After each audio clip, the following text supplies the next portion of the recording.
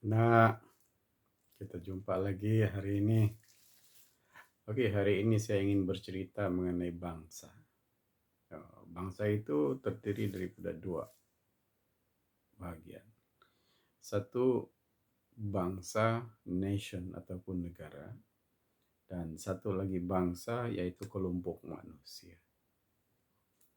Dan menurut kajian, kelompok manusia bangsa ataupun kelompok manusia ini mempunyai cara hidup yang sama, budaya yang sama, dan perkongsian tempat tinggal.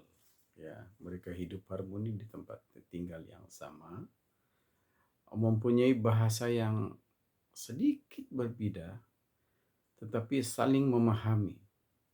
Yang seorang boleh paham bahasa seseorang, kemudian satu lagi boleh paham bahasa yang satu. Ya, jadi menurut kajian daripada rakan-rakan sejak tahun 1980-an, 80, 81 begitu. Di Sabah ini orang asal manusia terdiri daripada 3 bangsa menurut bahasa dia sendiri. Ya. Jadi bangsa ini sebenarnya terdiri daripada Murut, Paitanik ataupun Paitan, dan Dusunik. Ya. Jadi kita berada kepada kumpulan Paitanik. Maksud saya orang sungai ini adalah kumpulan Paitanik. Kebetulan mereka buat kajian di kawasan Sugut, kawasan Paitan. Jadi sebab itu mereka ambil istilah itu daripada perkataan Paitan, ya. Jadi daripada kumpulan Paitanik ini ataupun kumpulan orang sungai ini, maka ada pula dia punya suku-suku mengikut bahasa itu juga. Begitu, ya.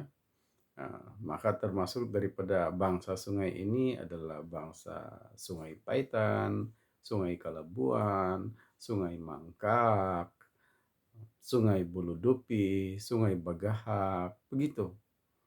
Ya, dan daripada suku-suku ini, ya, ada pula dia punya sub suku. Sebagai contoh, Sungai Sinabu. Mereka ada Sinabu Imban, dan ada juga Sinabu Rapa, begitu. Ya. Dan dia ada sedikit perbezaan, tetapi sangat kecil.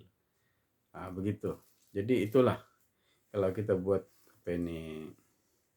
buat kajian lebih terperinci, kita akan dapat memelihara identiti kita, budaya kita.